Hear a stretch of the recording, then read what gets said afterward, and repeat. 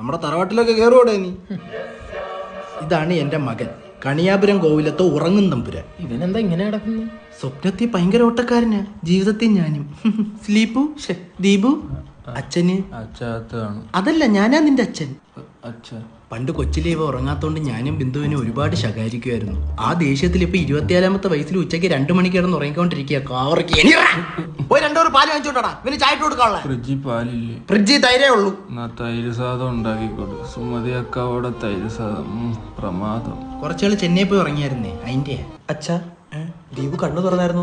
നട ഇപ്പൊ തുറന്നടച്ചേ ഉള്ളൂ. എന്താ? അയ്യോ, ഇന്ന് അവൻ എന്റെ കൂടെ ക്ലാസ്സിന് കയറാന്ന് പറഞ്ഞായിരുന്നു. ഏത് class? International diploma in digital marketing. എവിടെ? ട്രാൻസ്ഫോഴ്സിൽ. രാവിലെ എണീറ്റ് ട്രാൻസ്പോർട്ടിൽ കയറാൻ പറ്റാത്ത ഇവൻ ട്രാൻസ്ഫേഴ്സിൽ പോയിരുന്നു പഠിക്കാൻ. അയ്യോ അച്ഛാ, ഇത് ഓഫ്ലൈനായിട്ട് മാത്രമല്ല ഓൺലൈനായിട്ടും പഠിക്കാം. ഏതായാലും മോനെ അവൻ കണ്ണു ഉറക്കണ്ടേ.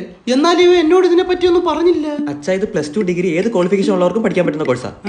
അവർ ഈ സെൻട്രൽ ഗവൺമെന്റ് അണ്ടറിൽ വരുന്ന നാഷണൽ സ്കിൽ ഡെവലപ്മെന്റ് കോർപ്പറേഷന്റെ ഫണ്ടഡ് പാർട്ണറാ. അല്ല മോനെ, ഇവന് ഇതിനൊക്കെ താല്പര്യമുണ്ടോ? ഉണ്ട്. ഏത് ടൈപ്പ് റിലേഷൻഷിപ്പിലാണെങ്കിലും എനിക്ക് താല്പര്യമുണ്ട്. മോൻ പറ. അതുമല്ല, അവിടുന്ന് പഠിച്ചിറങ്ങിയ ഇന്റർനാഷണൽ സർട്ടിഫിക്കറ്റും NSDC HSCC സർട്ടിഫിക്കറ്റും കിട്ടും.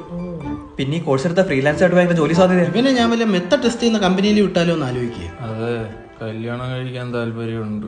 നിന്റെ മോക്കാലേക്കുന്നാടെ. അല്ല, ഇപ്പോഴും ഇങ്ങനെ കിടന്നുറങ്ങിയ എങ്ങനെ? എങ്ങനെ? എങ്ങനെ